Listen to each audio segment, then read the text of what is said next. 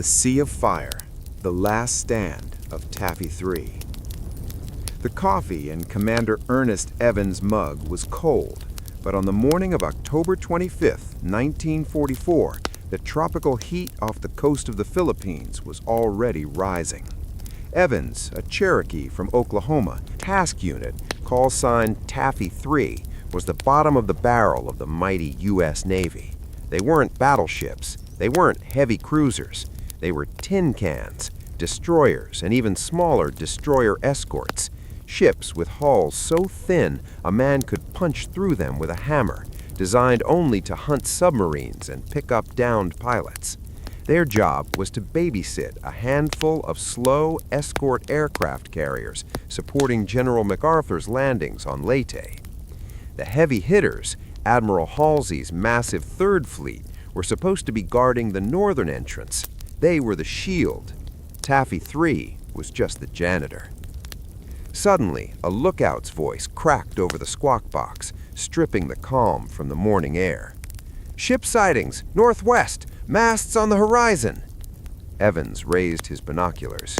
He didn't see fishing boats. He didn't see American reinforcements.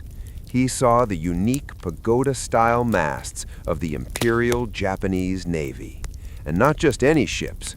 Rising out of the mist like steel mountains were 4 battleships, 6 heavy cruisers, 2 light cruisers, and 11 destroyers. At the center of the formation was the Yamato, the largest, most heavily armed battleship in human history. It weighed more than all of Taffy 3 put together. Its 18-inch guns could hurl a shell the size of a Volkswagen over 20 miles. Admiral Halsey had taken the bait of a decoy force and taken the entire Third Fleet north, leaving the landing beaches wide open. There was nothing between the Japanese center force and the thousands of vulnerable U.S. troops on the beach except Taffy 3. It was a mathematical impossibility. It was a death sentence. Evans lowered his binoculars. He turned to his crew, his face set like stone. He didn't order a retreat. He didn't call for help. He grabbed the squawk box. "All hands to battle stations. Flank speed. Left full rudder." Then he said the words that would become legend. "A large Japanese fleet has been contacted. They are 15 miles away and headed our way. They come as students of the enemy. We are now between them and the landing force. We will not survive this fight, but we will make them pay a hell of a price. Hard left, closure distance." The USS Johnston, a single 2,100-ton destroyer, broke formation and charged alone toward the entire Japanese center force. The charge of the Light Brigade. The Japanese Admiral, Takeo Kurita, couldn't believe his eyes. He assumed he had caught the main American carrier fleet. He saw the aggressive maneuver of the Johnston and assumed it was a heavy cruiser. He didn't realize he was being attacked by a ship he could crush by simply running over it.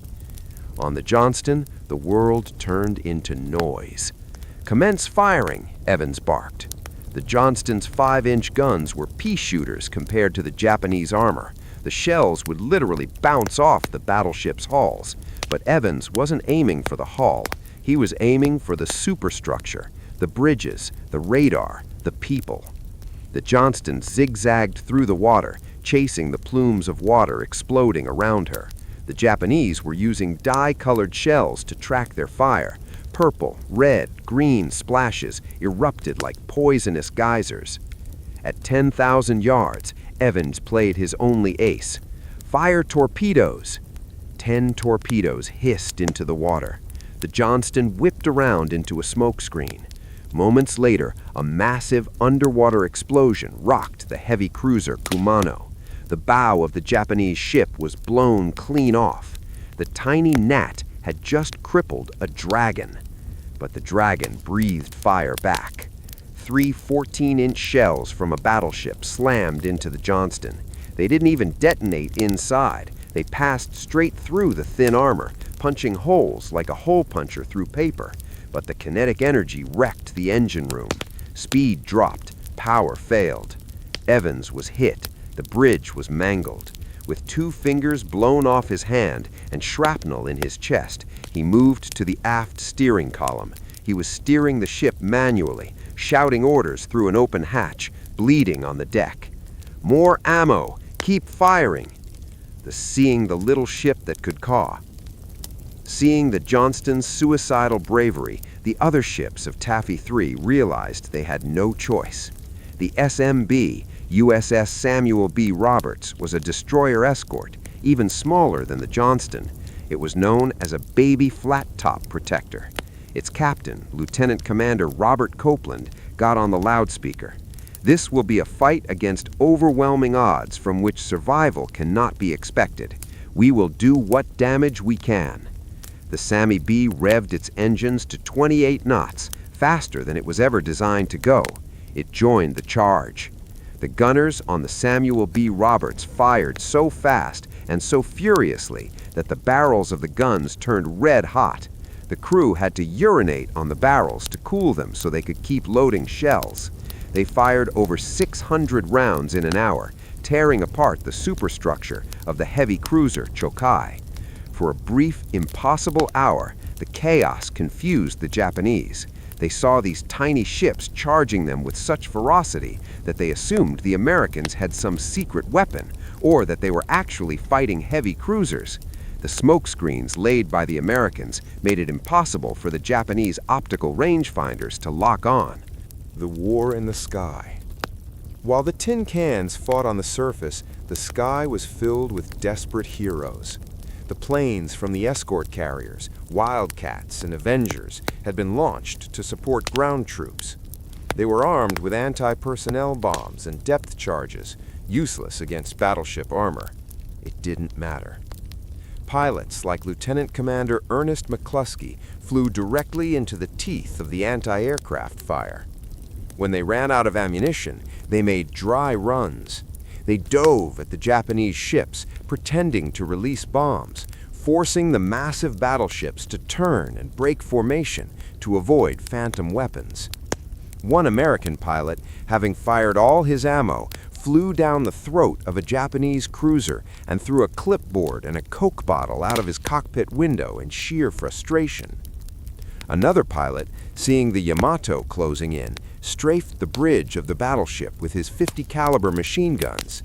It was like throwing gravel at a tank, but it forced the Japanese admiral to duck. The tragedy and the miracle. But bravery cannot defy physics forever. The Yamato finally found its range. The Gambier Bay, a slow, flat escort carrier, was bracketed. 18-inch shells smashed through her flight deck. She began to list, burning, sinking into the dark water. The Hull, another destroyer, took over 40 hits before she finally went under. The Samuel B. Roberts, the destroyer escort that fought like a battleship, was blown in half. As the ship sank, a gunner's mate named Paul Carr was found deep in the turret, dying, holding a 54-pound shell, trying to load it into the breech for one last shot. The Johnston was a wreck. It was surrounded by 5 Japanese ships firing at point-blank range. Commander Evans, barely standing, gave the order to abandon ship.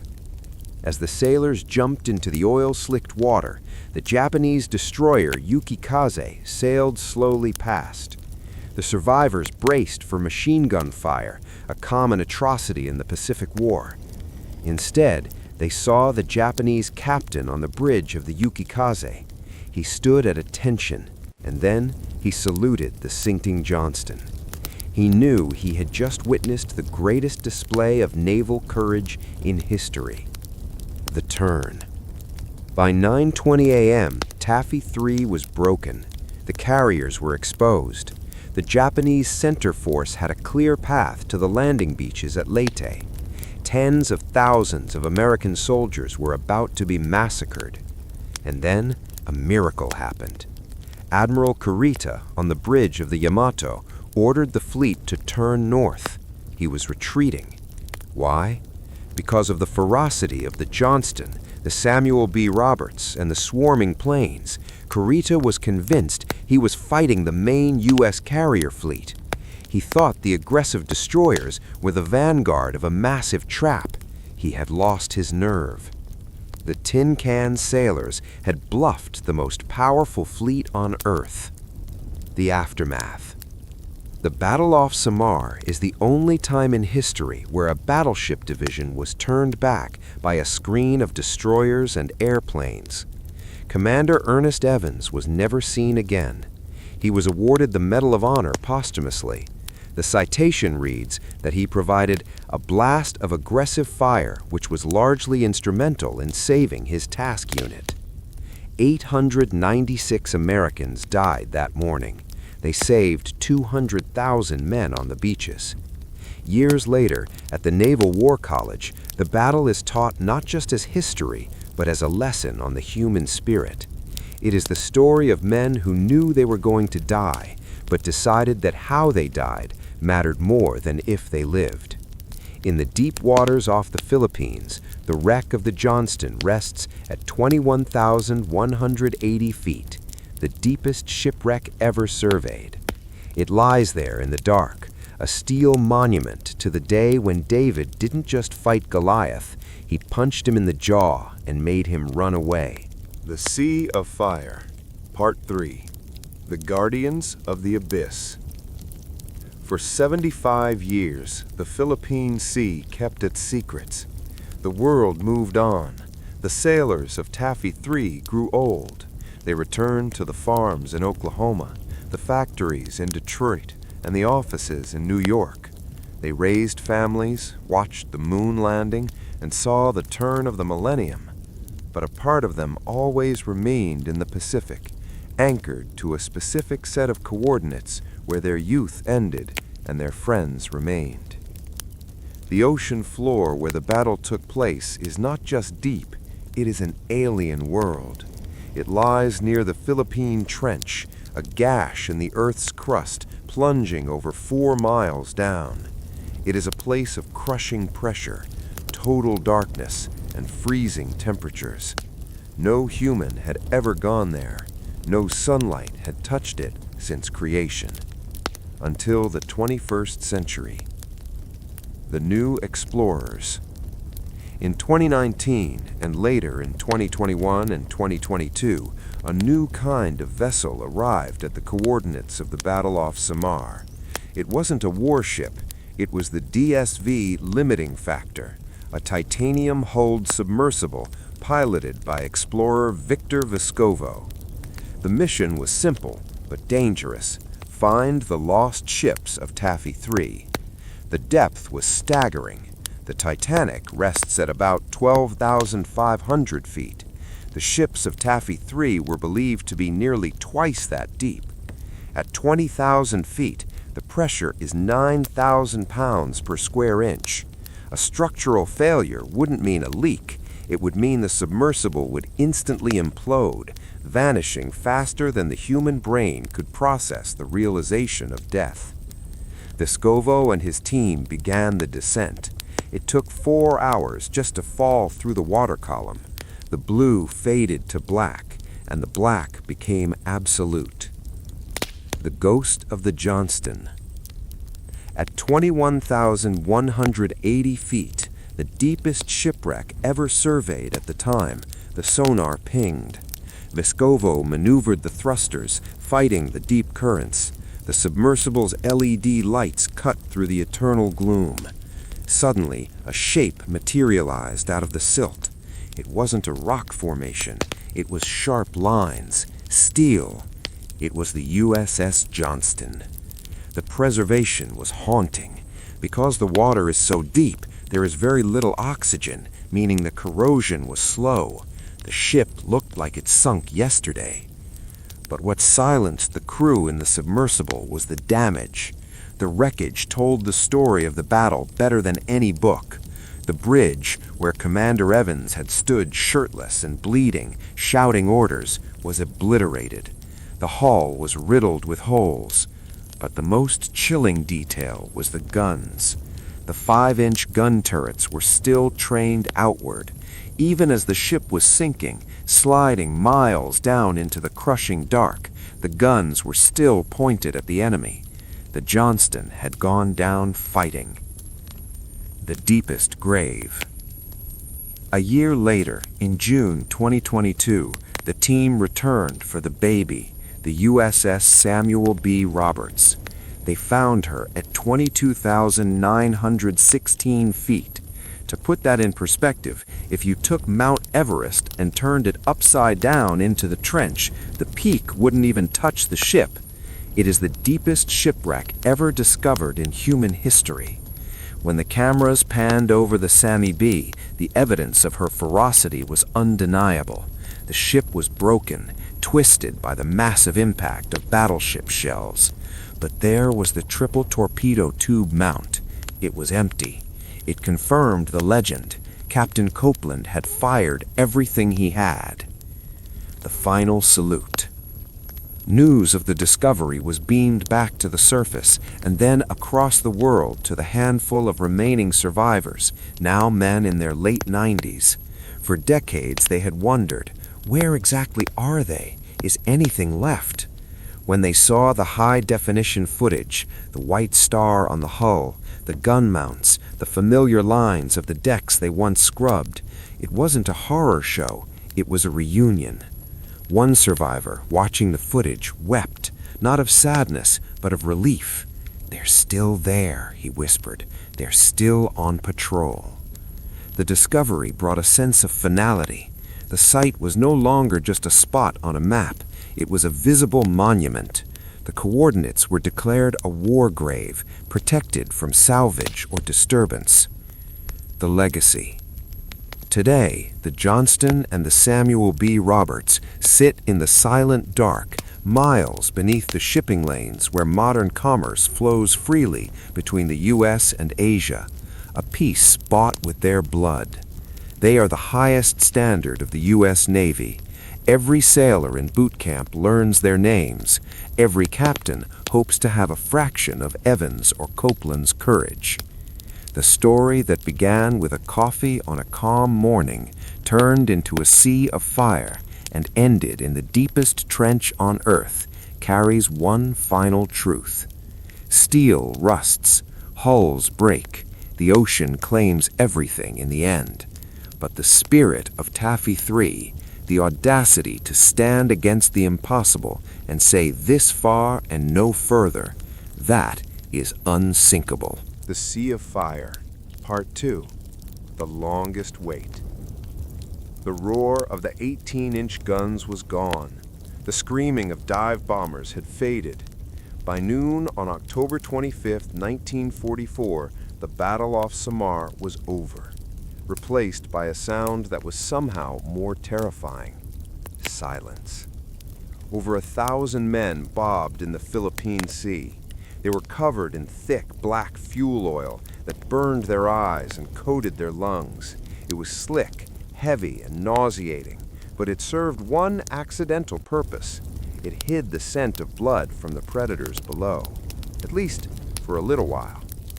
The survivors of Taffy 3, the crew of the Johnston, the Hull, the Samuel B. Roberts, and the Gambier Bay, clustered together in groups.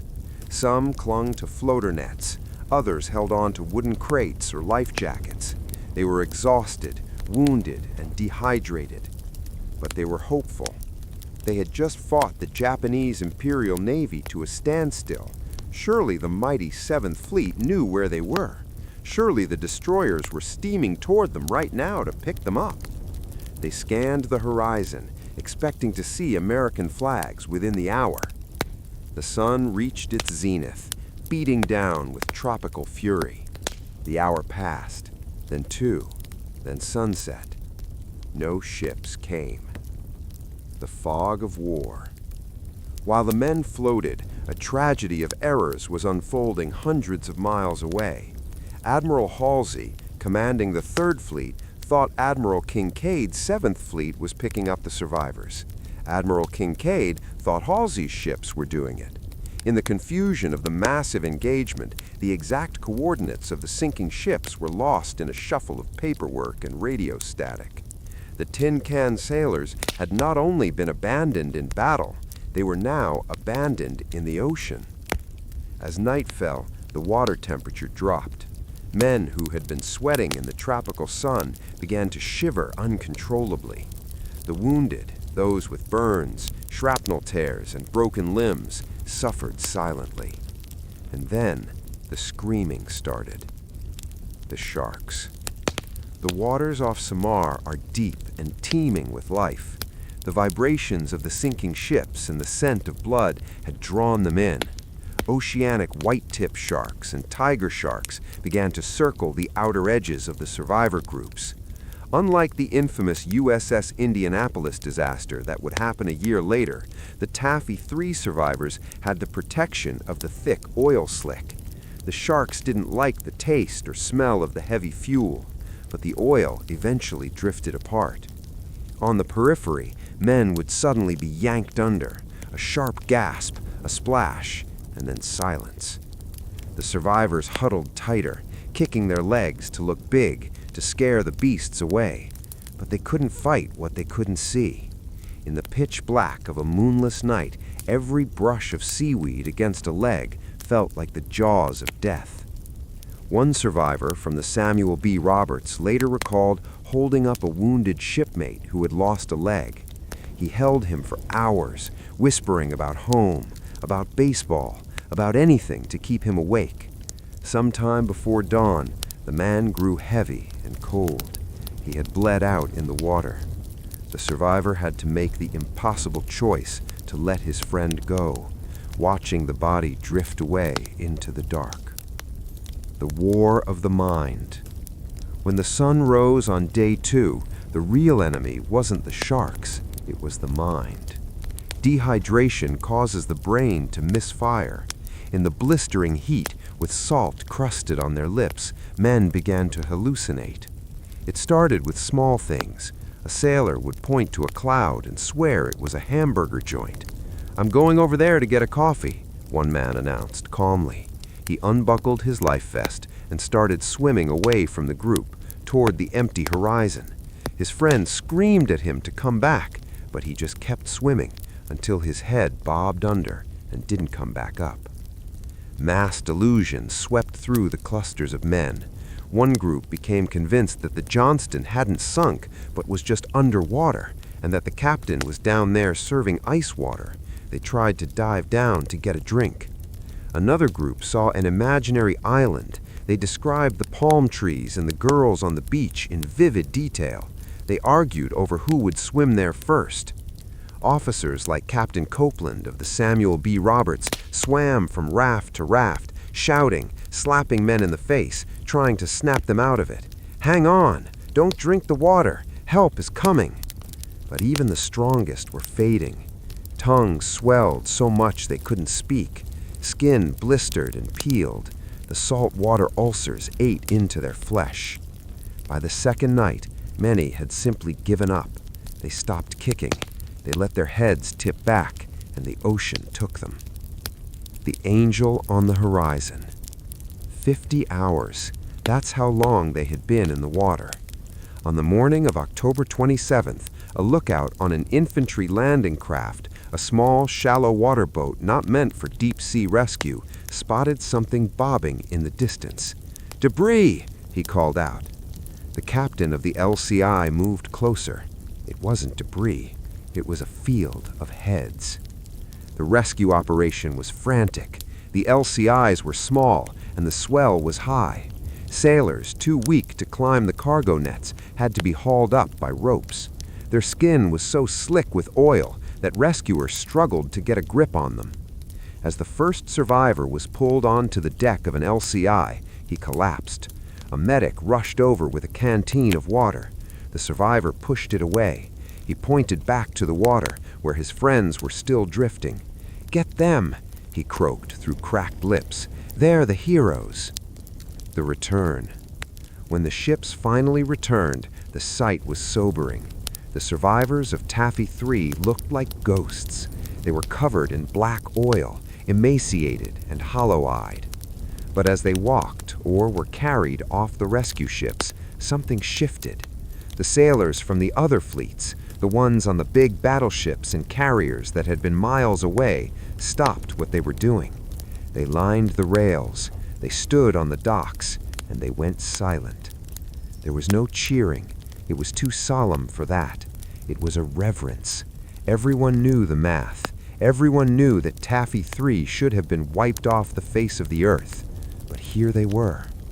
The battle off Samar is often called the last stand of the tin can sailors.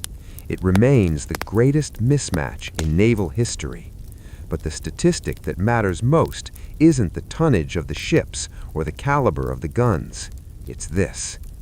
The Japanese center force, the most powerful surface fleet ever assembled, had failed to stop the American landings. They had turned back because they were afraid. And floating in the water, amidst the sharks and the oil, the survivors knew something the rest of the world was just finding out.